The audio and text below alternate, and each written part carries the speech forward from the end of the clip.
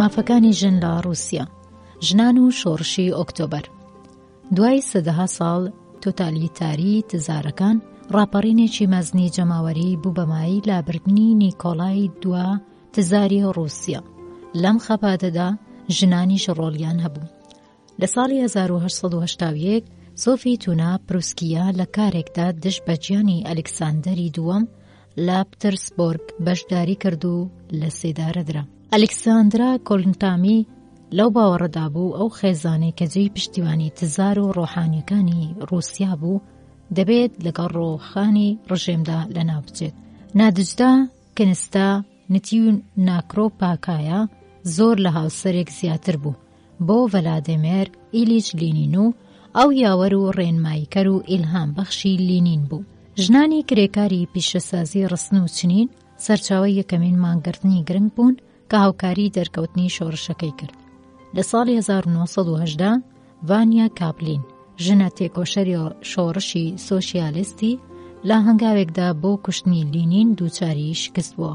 کلارا زتکینی، ژنە تێکۆشەری ئەڵمانی کە لە بزوتنەوە فێمینیستیەکانی رووسیادا چاڵاکانە بەشداری کرد، بەهۆی بیر و باوەڕە شۆڕشگێڕانەکانی خۆی بەتوانی لە ساڵی 1990 دا بێتە جێڕێزی ڕێبەرانی بەلشەڤیک. ڕیفۆرم لە یاساکانی هاوسەرێتیدا.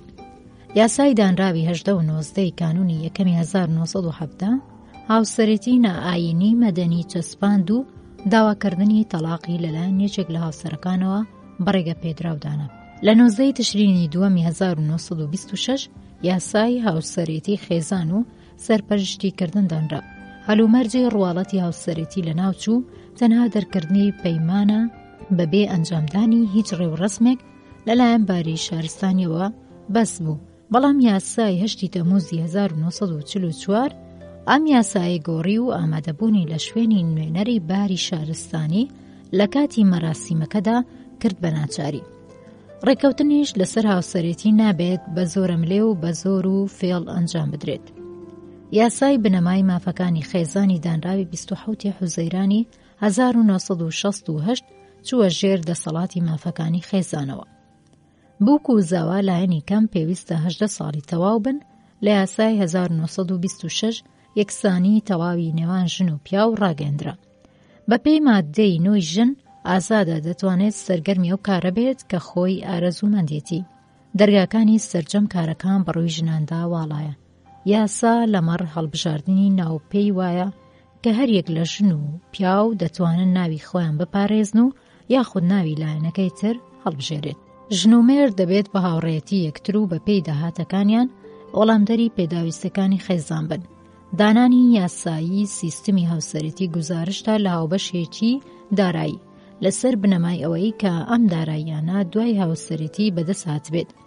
لە کاتێکدا کە لەمەڕ بەڕێوەبردننی کاروباری دارایی لە نێوان ژن و مێرد ڕێککەوتن کرا بەبێ ئەوەی کە پێویستی بە جیابوونەوەی ئەوان هەبێت. یەکێک لە لایەنەکان دەتوانێت داوای دابەشکردنی ئەو داراییانە بکات کە تا ئەو کاتە لە ژێر دەسەڵاتی هەردووچیاندا بوون. ئەگەر یەکێک لە هاوسەرەکان پێویستی بە خەرجێکی تەواو خودی بێت، ئەم خەرجیە لە ژمێرە بانکی خۆی دەدرێت. لە کاتی فرۆشتنی مڵکێکدا کە لە ماوەی هاوسەرێتیدا کڕدرا بێت، ئامادەجی ژن و مێرد هەردووچیان لە تۆمارگادا ناچاریە. قەرزی خێزان هاوبەشە، بەڵام قەرزی خودی یەکێک لە لایەنەکان پەیوەندیدارە بە خودی خۆیەوە. مێرد تا 1 ساڵ دوای لەدایکبوونی منداڵ پێویستە یارمەتی هاوسەرەکەی بدات. لە کاتی لەدایکبوونی کۆرپەڵەدا دایک دەتوانێت ناوی باوکی ڕابگەێنێت. ئەگەر باوکە ناوبراوەکە ڕەزامەند نەبێت، لەسەر ئەم ڕاگەیاندنە دەتوانێت لە ماوەی ساڵێکدا ناڕەزایەتی دژی دەرببڕێت. یاسای 8 تەمووزی 1944 بەڕەسمی ناسینی باوکی نامەشروعی قەدەغە کردبوو. دەوڵەت لەبری باوک تەواوی ئەرکەکانی سەرپەرشتیکردنی منداڵی نامەشروعی لە ئەستۆ دەگرت.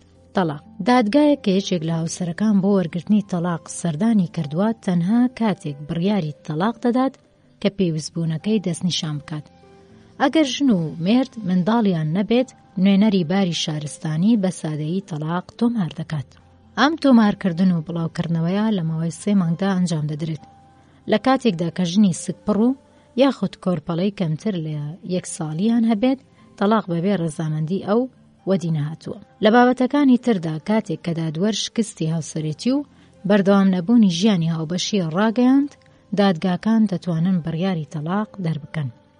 هەڵەی یەکێک لەلایەنەکان کاریگەری لەسەر دەرەنجامی دادوەری تەلاق نییە. مافەکانی ژن لە وڵاتە یەکگرتووەکانی ئەمریکا. ژن لە ناو کۆمەڵگای ئەمریکادا پێگەی خۆی پتە دەکات. ڕۆژی 26 ئابی 1920 نۆزدەهەمین ریفۆرمی دەستوری وڵاتە یەکگرتووەکانی ئەمریکا لەسەر بنەمای بەخشینی مافی دەنگدان بە ژنان دانرا. بەم شێوەیە یەکەمین ئامانجی بزوتنەوەی فێمینیستی هاتەدی. جۆن ڕایکان یەکەم ژن بوو کە بوو بە ئەندامی کۆنگرێسی ئەمریکا، ناوبراو کە ئاشتیخوازێکی تەواو بوو دەنجی نایدا بە دەستێوەردانی سەربازیانەی ئەمریکا لە جەنگی جیهانی یەکەمدا.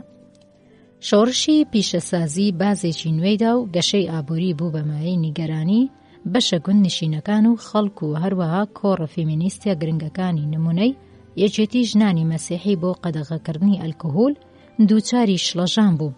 لەژێر کاریگەری ئەم یەکێتیەدا یاسای قەدەغەکردنی بەرهەمهێنان و فرۆشتنی خواردنەوە ئەلکۆهۆلیەکان دانرا کە لە ماوەی 13 ساڵدا لە ساڵی 1920 تا ساڵی 1933 هێشتا هەرمابەوە. ژنانی ئەمریکایی دەرچیان بە قازانجی یەکگرتوویی کردبوو بە مەبەستی گەیشتن بە ئامانجەکانی نمونەی ناسینی مافی یەکسانی لەگەڵ پیاواندا. جیمیز ئادامز بەدەستهێنەری خەڵاتی ئاشتی نۆبڵ لە ساڵی 1931دا بووە سەرۆکی یەکێتی نێودەوڵەتی ژنان بۆ ئاشتی و ئازادی. ژنانی ئەمریکایی لە بوارە جۆربەجۆرەکاندا شایستەی و کەسایەتی خۆیان نمایش کرد. پێرل باچی بەدەستهێنەری خەڵاتی ئەدەبی نۆبڵ لە ساڵی 1938 بە بڵاوکردنەوەی ڕۆمانی باری ڕۆژهەڵات بای ڕۆژئاوا لە ساڵی 1923دا یەکەمین سەرکەوتنی خۆی بەدەستهێنا. لە ساڵی 1970 مارگرێت سۆرجەر یەکەمین کلینیکی ڕێخستنی خێزانی لە نیویۆرک کردەوە. لە ساڵی 1928 لە ئەمستەردام ژنان توانیان لە زۆرینەی بوارەکانی وەرزشی یاریەکانی ئۆلۆمپیکی هاوینەدا بەشدار بن و لە ساڵی 1932 لە لۆس ئانجلس ژنانی ئەمریکایی بە درەوکردنی میداڵەکان ناوبانجیان بەدەستهێنا. ئەستێرەکانی هۆلیوود لە گوندە دوورەپەرێزەکانیشدا کۆمەڵە فیلمێکیان پێشکەش کرد کە بوو بە مایەی خۆشەویست بوونیان و کەسانی نمونەی ماری پێکفۆرد یاخود جین هارلۆ وەک ڕۆدۆلفۆ ڤالتینیۆ درەخشانەوە. ڕۆدۆلفۆ ڤالتینیۆ هونەرمەندێکی پیاوی زۆر خۆشەویستی ساڵانی 1920 بوو. لە ماوەی جەنگی جیهانی دووەمدا ژنی ئەمریکایی بە بەشداریکردن لە سوپای ژنانی چەکدار بۆ یەکەمین جار لە مێژوودا ڕۆڵێکی کاریگەریان لە جەنگێکدا گرتەستووە. لە ساڵی 1963 بزوتنەوەی ئازادی ژنان و لە ساڵی 1966 ڕێکخراوی ملی ژنان بە هەوڵ و کۆشی بتی فەرەیدون دامەزرا کە ئێستا مولیارد سەرۆکێتی. لە ساڵی 1989 ئالبوویە گنز سەرۆکاتی کۆمیتەی میلی مافی ژیانی لاستۆگرت. ئەگەرچی مانگرتنی ژنان سەبارەت بە نەنووسن لەگەڵ مێردەکانیاندا لە مێژووی 29 تشرینی یەکەمی 1975 سەرکەوتنی تەواوی بەدەست نەهێنا، بەڵام بزوتنەوە فێمینیستەکانی هاندا بۆ تێکۆشان لە پێناو دەسەپەرکردنی مافی یەکساندا. دیوانی باڵای وڵات لە ساڵی 1973 ئازادی لە باربردنی بەڕەسمی ناسان. لە 3 تەمووزی 1989 دیوانی باڵای ئەمریکا بڕیاری پێشووی خۆی شکاند و ئەو یاسایە کە لە ئەیالەتی مەیسوری دانرابوو لەگەڵ ڕۆحی دەستوری ئەمریکادا بە گونجاوزانی. بەهۆی یاسای دانراوی مەیسوریەوە ژیانی هەر مرۆڤێک لە کاتی پیتاندنی هێلکۆکەوە دەست پێ دەکات. لە ڕەوتی ئەم ریفۆرمی یاسایەدا مافی لە باربردن کە لە ساڵی 1973 بەڕەسمی ناسێنرا بوو سنووردار کرا و دیوانی باڵای ئەمریکا کە بەم شێوەیە مافی لە باربردنی سنووردار کرد بوو هەڵاواردنە یاساییەکانی وڵاتە یەکگرتووەکانی لە کاری یاساداناندا پتەو کرد. تەلاق لە وڵاتە یەکگرتووەکانی ئەمریکا مەسەلەکانی خێزان، هاوسەرەتی و تەلاق لە هەر ویلایەتێکدا بەپێی یاسا و مافی دادوەری ئەو ئەیالەتە جێبەجێ دەکرێت و لە ئەنجامدا یاساکان خاوەنی هەمەچەشنیەکی زۆرن. لەمەڕ هاوسەرەتی لە ناو ویلایەتەکاندا جیاوازی بەرچاوی تیانە، چونکە مەراسیمی هاوسەرەتی بامادەبوونی نوێنەری باری شارستانی ئەنجام دەدرێت کە ئەرکەکەی دادوەر دەستنیشانی دەکات. بەڵام لەمەڕ تەلاق یاساکانی ویلایەتەکان جیاوازی تێڕوانینیان لەگەڵ یەکتردا هەیە. لە هەندێک ویلایەتدا ئەنجامدانی هەڵە دەکرێت ببێتە مایە تەلاق و لە هەندێکی تردا ڕاگەاندنی شکستی هاوسەرێتی ڕێگەدانە بە جیابوونەوەیان. تەلاق بەهۆی کاری هەڵەوە. لە هەندێک لە ویلایەتەکاندا تەلاق لە بنەڕەتدا لە کەمتەرخەمیکردن لە ژیانی هاوسەرێتیەوە سەرچاوە دەگرێت. خیانەت یاخود وازێنان لە خێزان کە نەخۆشیە دەرونیە چارەسەر نەکرا و تاوانباربوون بە تاوانی کوشتن و یاخود سزادان بە زیندانیکردنی درێژخایەن بۆ ئەم دوو بابەتە زیاد دەکرێت. ئەم ویلایەتانە بریتین لە کانکتیتاک، ئەیلینویز، ماین، مەدساسوت، ئۆهایۆ و پەنسیلڤانیا. تەلاق لە ئەنجامی شکستی هاوسەرێتیەوە. لە سەرجەم ویلایەتەکاندا یاساکانی پەیوەندیدار بە تەلاق لەسەر شکستێکی بێچارەسەری هاوسەرێتی دانراوە. ئەم ویلایەتانە بریتین لە کالیفۆرنیا، کۆلوادۆر، ئایوا، میشیگان، نەبراسکا و تەکساس. لە کالیفۆرنیا شکستی هاوسەرێتی بە مانای ناکۆچیی بێچارەسەر دێت. ویلایەتی کلۆرادۆ ڕستەی شکستێکی ناقەرەبووی هاوسەرێتی هەڵدەبژێرێت. ویلایەتی ئایوا و میشیگان گزارشتێکی تر پەسەند دەکەن کاتێک هیچ ئەگەرێک بۆ ڕزگارکردنی پەیوەندی هاوسەرێتی نەبێت. تەلاق دوای ماوەیەک دابڕان بەهۆی ڕێکنەکەوتنی ئاکاری. ویلایەتەکانی ئەلاسکا، ئەلبانی، دوورگەکانی ڤێرج، نیویۆرک، مۆرمنز، نیو مەکسیک ساڵێک یاخود زیاتر بە تەواو دەزانێت بۆ جیابوونەوەی خۆبەخشانەی ژن و مرد. ماوەی ئەم جیابوونەوەیە لە نیویۆرک 1 ساڵ و لە ڤەرمۆنت 6 مانگ و لە ڕوت ئەیلەند 2 ساڵە. لە نڤادا ماوەی جیابوونەوەی ژن و مرد بە ناچاری نییە و لە لایەکی تریشەوە هەوڵدان بۆ گرنتی ئاشتی پێشتر بەرنامە بۆ ڕێژکراوە. پێویست نییە لە نیویۆرک لە ساڵی 1973 ئەم مادەیە لابردرا، بەڵام لە کالیفۆرنیا ئارەزومەندانەیە. لە تەلاقێکدا کە لەسەر بنەمای هەڵەی هەردوو لایە یاخود یەکێکیان بێت، دادگاکان لە کاتێکدا کە ژن کەمتەرخەم نەبێت نەفەقەی بۆ دیاری دەکات. لە کاتێکدا کە تەلاق لەسەر بنەمای شکستی ئەو ئەنجام بدرێت، ژن دەتوانێت سوود لە نەفەقەیەک خۆگونجاندنەوەی سەر لە نوێ بۆ ماوەیەکی نەزانراو یاخود سنووردار وەربگرێت. لە ویلایەتی ئایلینویز داب وایە کە ئەگەر هاوسەر لەگەڵ داواکردندا پێویستی بە نەفەقە نەبێت، دانی نەفەقە دەکرێت لا ببرێت و لە کاتی پێویستدا دواتر پێی بدرێت. ئەگەر ژن و مێرد منداڵیان هەبێت، ئەو کەسەی چاودێری دەکات کە بە شێوەیەکی گشتی دایکێتی تا کاتی گەشەکردنی یاساییانەی منداڵەکان نەفەقە وەردەگرێت. لە کاتی شوکردنەوەی هاوسەردا نەفەقە دەبڕدرێت مەگەر ئەوەی کە دادگا لە کاتی تەلاقدا بڕیارێکی تری دەرکرد بێت. یاسای ئێستای کنگینیات کاتێک کە لە نێوان ژن و مێرددا ناکۆچی هەبێت لەسەر سەرپەرشتیکردنی منداڵ و هەردووچیان توانای چارەسەرکردنێکی ئاشتیانەیان نییە، دادگاکان ڕێگە پێدراون کە مەبەستی بەرگری لە بەرژەوەندی منداڵەکان بەبێ ڕەچاوکردنی بەرژەوەندی باوک و دایک لە ئەنجامدا بەجیا لە ناکۆچیەکانیان جێگرێک دەکەن بە بەرپرسی بەرگری لە منداڵەکان. مافی کاری ژنان لە ویلایەتە یەکگرتووەکان. دوای ڕووداوە جۆر بە جۆرەکان و بە تایبەتی پێکهێنانی کۆمسیۆنی سەرۆکایەتی کۆماری بۆ لێکۆڵینەوە دەربارەی هەلومەرجی ژنان لە ساڵی 1961 هەنگاوی یاسایی جۆراوجۆری بۆ ئاسانکاریەکانی کارکردن کرێ و فێرکردنی ژنان لە ئەمریکادا پیادە کرد. ئەم هەنگاوە یاساییانە بریتین لە یاسای مافەمەدەنیەکان لە ساڵی 1964 و یاسای خوێندنی باڵا 1972 یاسای یەکسانی هەڵەکانی دامەزراندن. بەپێی یاسای گشتی بڕیار لە سەردراوی 1973 لەمەڕ دامەزراندن و فێرکردنی ژنان کە بە ناوی یاسای تەواوی پەروەردە و فێرکردن ناسرا، هەر جۆرە جیاوازیەکی لەسەر بنەمای جنسی مرۆڤ لە هەموو دامەزراوەکاندا بە قەدەغە ڕاگەیاند.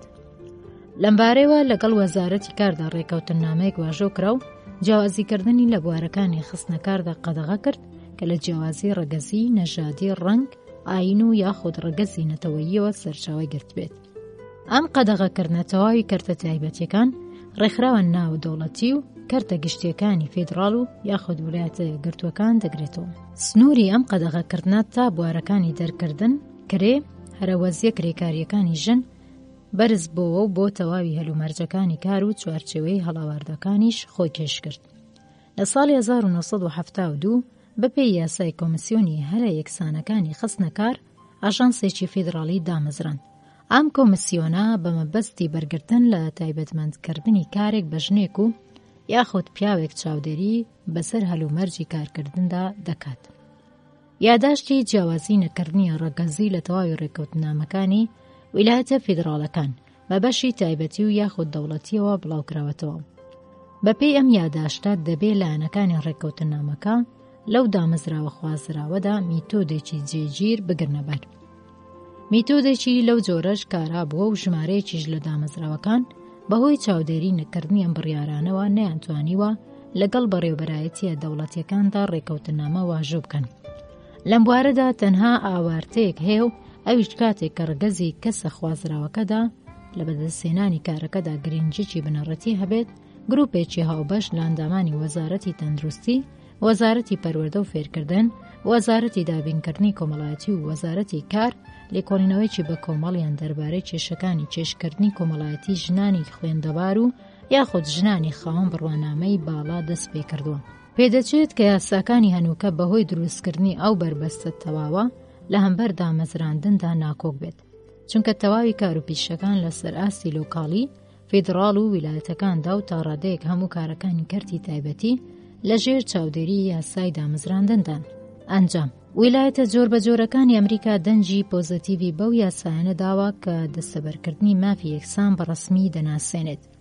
لە کۆبوونەوەی ساڵانەی ڕێکخراوە سەرەکیە فێمینیستیەکاندا کە لە ژێر سایەی کۆمەڵەی کۆنفرانسی میلی ژناندان بە سەرۆکایەتی بلا ئەبزووک ئامانجەکانی بزوتنەوە فێمینیستیەکان شیکرایەوە. بڕیارنامەی ئەم کۆبوونەوەیە لە 25 مادە ڕێکخرا بوو. لە ساڵی 1970دا لە هۆستن تەکساس بڕیاری لەسەردرا. مادەیەکی سەبارەت بە تێکۆشان بۆ دەستکەوتی پرۆژەی یاسایی مافە یەکسانەکان لەخۆگرتووە. ئەم پێشنیازە پرۆژەیەکی نوێ بۆ ریفۆرمی دەستور لەسەر بنەمای یەکسانی مافەکانی ژن و پیاو.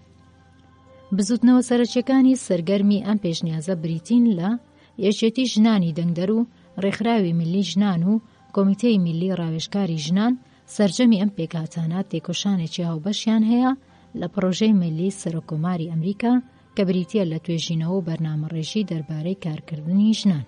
مافەکانی ژن لە کەنەدا. گۆڕانکاری لە مافەکانی ژناندا لە ویلایەتی کەبت لە پارێزگای کەبت لە ساڵی 1627 دابی ژنانی پاریسی تیایدا باو بووە. ژنانی بە ئاگا و پڕجم و جۆڵن لە بوارەکانی فێرکردن، تەندروستی و ژمێریاریدا کاری بەرچاویان ئەنجام داوە. ئەم ژنانە بریتین لە ڕزماری دوو ئەنکرناسیۆن، جان مانسن، مارگرێت بورژوا و مارگرێت دینیۆل. نزیکەی 3 سەدەیە ژنان لە تەواوی بوارەکانی فێرکردن و کارە خێرخوازیە گشتیەکاندا ڕۆڵێکی گرنگیان جێڕاوە. ئەم ژنە نایابانە سەڵت یاخود بێوەژن بوون. کۆلبێرت حەزی دەکرد کە دانیشتوانی ئەم مستەعمەرە پەراوێزکەوتووە زیاتر بکات. لەمڕۆ ناردنی 400 پیا و 50 کچ، 12 ئەسپی ئاوس و 2 ئەسپی لە نەژادی ڕەسەنی بۆ تالون ڕاگەیاند و تالون لە وەڵامدا بەوی وت کە ژنانی فەڕەنسای نوێ هەموو ساڵێک سپڕ دەبن. سەدەی 20ەم پێگەی قەزایی ژنی کەنەدایی وەک سەرجەم ناوچەکانی تری جیهان دووچاری گۆڕان کرد. ئەنجومەنی میلی ژنان بە یارمەتی فێدراسیۆنی میلی جان باتیس و بەهاندەری ماری ژۆرن لاژوا گۆڤارەکەی بەناوی لابۆن پارول یارمەتیی بنەڕەتی ئەم گۆڕانەیدا. لە ساڵی 1970دا مۆڵەتی خوێنی باڵا بەکچاندرا. لە ساڵی 1929 یەکێتی مافەکانی ژن بە مەبەستی باشترکردنی هەلومەرجی قەزایی ژنانی هاوسەرداری کیبکی بە هەموو توانایەکیەوە کەوتەکار. ژنی کەنەدایی لە ساڵی 1940 توانی مافی دەنگدان بەدەست بێنێت. فیدراسیۆنی ژنانی کیبکی داوای لابردنی بێبەشکردنی مافی قەزایی ژنانی هاوسەرداری کیبکی کرد و توانی لەو یاسایی کە لە ساڵی 1964دا بەدەنجی زۆرینە بڕیاری لەسەردرا بگاتە ئەم ئامانجەی. لە کەنەدای ئینگلیزی لە کەنەدای ئینگلیزماندا یاسای عورفی ئینگلیز تا ئەو کاتە هەرما بوو کە دابوونەریتی پاریسی باو لە کبکدا لابردرا و دوو کەنەدایی فەڕەنسی زمان و ئینگلیزمان هاوکات لەگەڵ یەکتردا یاسای کەنەداییان کردە ئەلتەرناتیڤی یاسا کۆنەکە. لە 28 تەمووزی 1916 لە پارێزگای مانیتۆبا کە مەک کلانگ دەسەڵاتێکی زۆری تیادا هەبوو یەکەمین یاسای کەنەدا دانرا کە قایل بوو بە مافی دەنگدانی ژنان. لە ساڵی 1921 ئەنیس مەکفایل یەکەمین ژن بوو کە بۆ نوێنەرایەتی ئەنجومەن هەڵبژێردرا.